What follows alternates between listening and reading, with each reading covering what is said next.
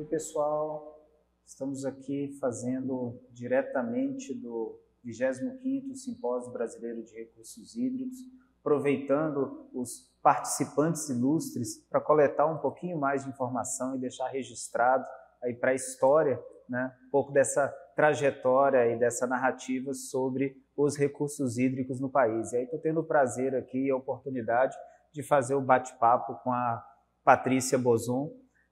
Patrícia, né, para todos que atuam na gestão de recursos hídricos no país, né, ela dispensa apresentações, né, Patrícia?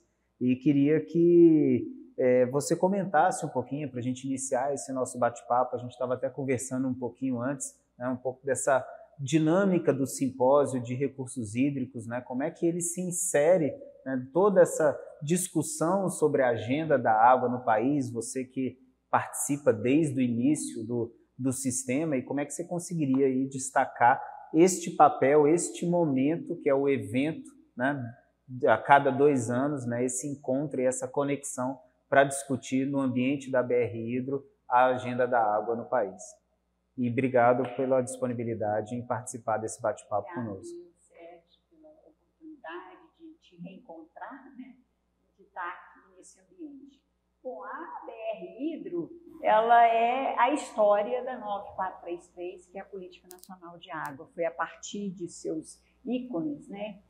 Na época, as grandes lideranças, foi uma Carta de Salvador, de 1987, que lançou a ideia de fazer uma Política Nacional de Recursos Hídricos aos moldes de que realmente saiu na 943377.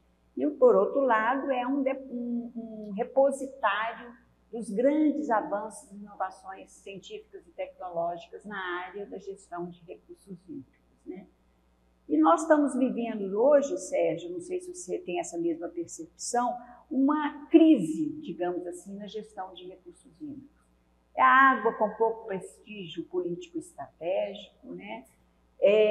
Os fóruns e os colegiados de recursos hídricos perdendo a importância nacional. Você tem uma ideia, o Conselho Nacional não se reuniu ainda esse ano, e o pior dele não ter se reunido é que poucos reclamam, né? Porque quando um reúne e reclama, ainda está bem, né? Mas poucos reclamam.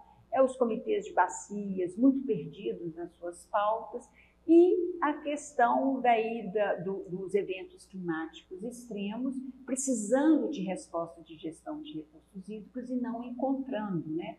São a seca extrema lá no Amazonas e as cheias terríveis lá no Rio Grande do Sul, né? Então, esse encontro aqui é sempre muito importante, porque você junta todas as inovações tecnológicas produzidas, né, por jovens técnicos e cientistas nas universidades para poder dar resposta, e junta também muitas cabeças brancas que fizeram parte desse processo de construção do sistema, e estamos aqui hoje no ápice da discussão da crise desse sistema. Nós tivemos mesas aqui muito ricas nisso, de demonstrar o que aconteceu e o que precisa de mudar urgente, para a gente sair dessa pauta de vítimas de uma situação climática que, não raro, elas podem ser ou anuladas ou mitigadas, né? O que não pode acontecer é a gente fingir que não há tecnologia de engenharia para resolver o problema e, ao mesmo tempo, achar que não tem um sistema político de gestão capaz de amparar e colocar na prática e na mão do poder público tanta ferramenta, tanta tecnologia. Nós precisamos sair desse impasse. Não, perfeito. E assim, na BR Hidro, né, nós temos trabalhado bastante, né, e acreditando muito nessa ponte, né? Ela tem essa tradição técnica, essa tradição acadêmica, né? Ela nasce a partir, né, da pesquisa, a partir da atividade científica, mas ela precisa estar muito próxima da ponta. Ela precisa estar muito próxima da gestão na prática, né? Não pode achar que a discussão na BR Hidro é uma discussão acadêmica e técnica e que fique, né, nesse intramuros, né? Então tem todo um movimento da associação, da recriação das suas regionais, da reativação de uma série de comissões técnicas, buscando justamente fazer esse movimento que você ressaltou muito bem, de aproximar e de mostrar a relevância, e de dar, não só mostrar a relevância da agenda água, mas dar esta base técnica, porque a discussão, né, e muitas vezes eu tenho um lado, eu tenho outro, eu tenho múltiplos interesses, é assim, né? Foi por isso que a política foi pensada, descentralizada, participativa, justamente para compatibilizar esses múltiplos interesses, mas a partir de uma base técnica, né, a partir de conceitos, né, a partir de discussões e de avanços, como você bem colocou, técnicos, científicos, né, que deem o lastro para que a gente possa justamente avançar. E aí eu queria explorar um pouquinho, você sempre foi muito propositiva, né, muito crítica e muito propositiva, no sentido de, bom, quais são esses caminhos, né? Você comentou uma crise, né? Estamos numa crise não só hídrica, mas uma crise institucional e às vezes até uma crise mesmo de credibilidade, onde o sistema ele avançou muito. Eu sempre gosto de ver o copo meio cheio, mas a gente tem que reconhecer a parte vazia do copo, né? E como é que a gente continua enchendo ele, né? Como é que a gente pode avançar, pode devolver ou criar um protagonismo político, dar esta relevância do sistema, porque se ele não está fazendo falta, né, a gente coloca em xeque, inclusive, a própria existência dele, né? E tenho certeza, eu particularmente acredito muito, tenho certeza que você também acredita muito, né, na importância, né, no papel desse sistema de gestão de recursos hídricos, no papel da BR-Hidro, no papel dos comitês, no papel de todos esses setores usuários, sociedade, órgãos gestores, governo, mas como é que a gente devolve, né? Como é que a gente recoloca o sistema no trilho? Pois é, hoje teve na parte da manhã, né, muito bem montado, inclusive, uma discussão do gestão de recursos hídricos em crise e com 3 momentos, né? Houve um momento dos órgãos gestores e houve um momento dos usuários e depois finalizou aqui o momento com 2 ícones da gestão de recursos hídricos, que é o Gerson Kelman e o Francisco Assis. Os dois falaram bem. O Francisco, porque tem um modelo de gestão de recursos hídricos no Ceará que serve muito de referência, né, para o Brasil como um todo, né, e o Kelman pela própria criação do sistema, com a ANA, né, com a Agência Nacional de Águas, para esse sistema. E o que eu posso concluir, eu fiquei como relatora, então eu estava anotando, né, o que as pessoas estavam falando, e a gente pode fazer um diagnóstico base de que a água virou assim, uma espécie de cachorro com muito dono, e cachorro com muito dono morre de fome, então está precisando de ter alguém que realmente acolha essa agenda, e essa agenda é desse grupo, e esse grupo que precisa de tocar, o que não impede nenhuma integração, nenhuma articulação, conversa, né? Esse é o grande problema. A pauta da participação e da descentralização sobrepôs a pauta do resultado, então ficou uma pauta de participação para quê? Se na hora H quem define é um superior tribunal federal, né? Como foi o caso do Paraíba do Sul. Então, quer dizer, a participação pela participação, as discussões muito emocionais e pouco de contas, não se tem conhecimento, fica uma coisa muito emocional e pouco, e aí essa participação, ela expulsa um pouco os especialistas, é raro você encontrar nesses fóruns alguém que realmente tem a formação acadêmica e a sabedoria, que é todo ano, de 2 anos publicada aqui, né? Aquela conjunto de sabedoria, é raro você encontrar. E tem a questão também do modelo nosso, Sérgio, ter sido muito pautado para a região sul e sudeste, e ela não cabe nas outras regiões do país. Esse negócio de comitê e tudo, não cabe muito no Ceará. O Ceará não é formado por comitês, mas assim em torno das obras, né? Nos açudes e tudo. Amazonas, você calcula o que seria comitê no Amazonas. Então, essa crítica foi feita lá, sabe? Pois precisa de repensar o sistema, então, a partir desse diagnóstico. Eu acho interessante porque tem dois aspectos desse diagnóstico que eles sempre me inquietam. Um que você mencionou, né, pegando o gancho da questão do exemplo do Ceará, mas ele é exemplo há décadas. Por que esse exemplo não foi replicado ainda? Né? E, ao mesmo tempo, o diagnóstico de que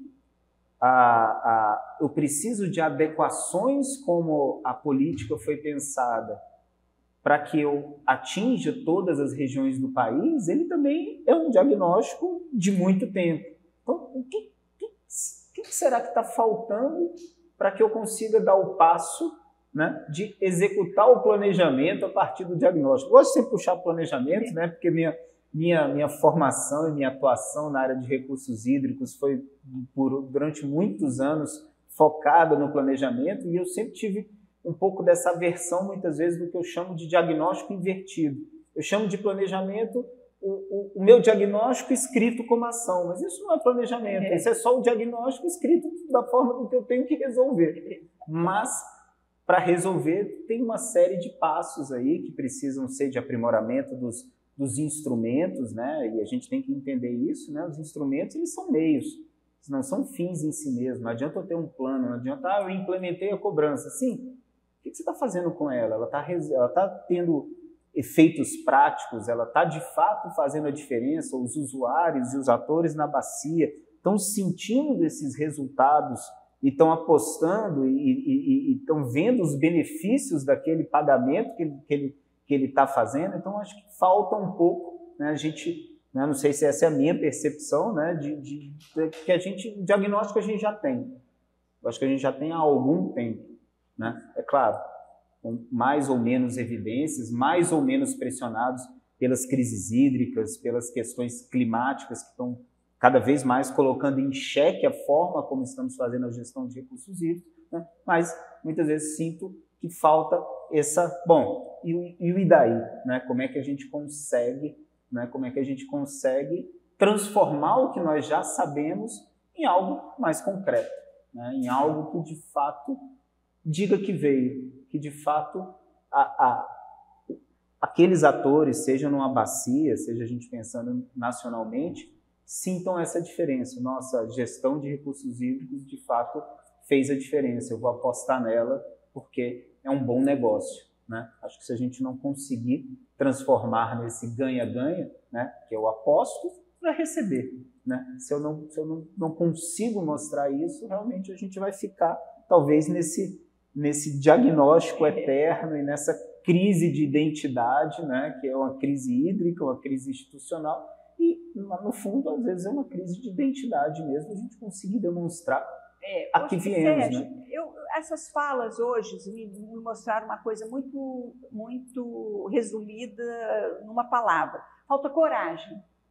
Eu acho que houve, né, e eu sempre lembro do antropólogo Roberto da Mata, que separa o cuidar do governar. O cuidar, você cuida do seu filho. Aí como é que você cuida do seu filho? Você protege. Você não quer que ele seja influenciado por nada. O filho tem que se virar para se livrar de você e do seu cuidado, mas você está sempre cuidando. E o governar é diferente. O governar você consegue separar o joio do trigo, dizer qual que é o caminho e tal. Eu acho que tem muito cuidado com a lei e pouca governabilidade. Esse é uma coisa que falta. E hoje eu senti um pouco, e não sei se porque os pais da lei já estão reclamando, eu senti um pouco esse ponto de mudança. Eu acho que houve hoje uma discussão com mais coragem de apontar os erros para o filho que eu criei. Meu filho não está tão bem assim como eu achava, ele não está tão lindo na fita assim, então faltou mais coragem.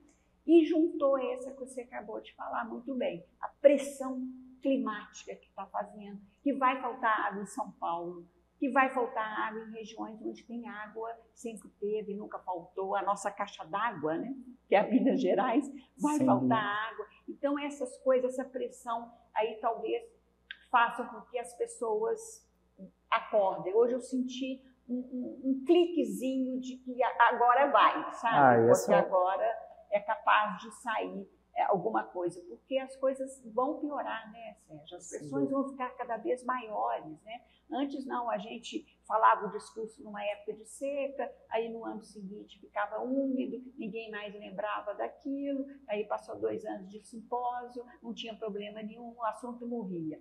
Agora os assuntos estão muito recorrentes, né? E aí você dizer que há soluções de engenharia para isso, há engenho, e aí engenho eu falo não é só engenharia civil e hidrologia, o engenhar soluções, há engenho de solução disponível, né? E essa casa aqui e eu falo da BR Hidro, tem isso para dar, eu acho que talvez antes, eu acho que agora vai, digamos assim. Não, que bom, porque eu acho que um dos espíritos realmente que tem motivado a associação, né, nos últimos tempos é criar esse ambiente, né, criar esse ambiente e estar na frente do conhecimento, né, a essência dela é pesquisa, é técnica, mas traduzindo isso na prática, né, e se você sentiu que nesse ambiente, né, encheu o sistema de coragem, ou pelo menos uma dose de coragem para fazer as transformações ou as ações, né, que são necessárias, é um excelente recado para quem está nos assistindo,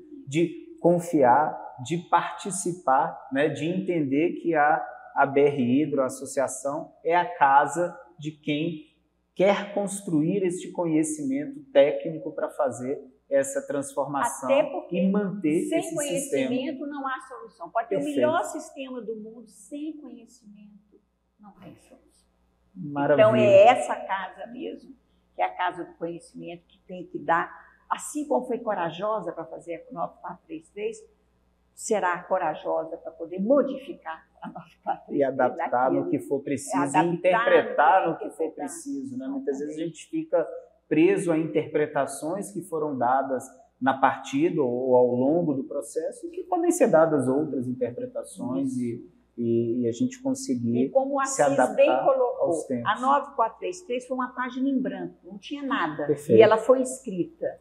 Agora não precisa disso tudo. Nós temos lições aprendidas. Exatamente. Nós temos um avanço tecnológico enorme, então nós não estamos com a página em branco. Então é só dar um jeitinho aqui, dar uma lapidada. Nós não estamos falando de começar do zero, como começamos. Exatamente. E não tivemos coragem, não foi feito. É isso aí. Então, legal, sejamos Patrícia. corajosos de novo. Legal, te agradeço demais aí por esse bate-papo e por esse incentivo a quem está nos assistindo. Coragem para seguir, porque a causa é nobre. E não é a que a gente desista da agenda, fique nela.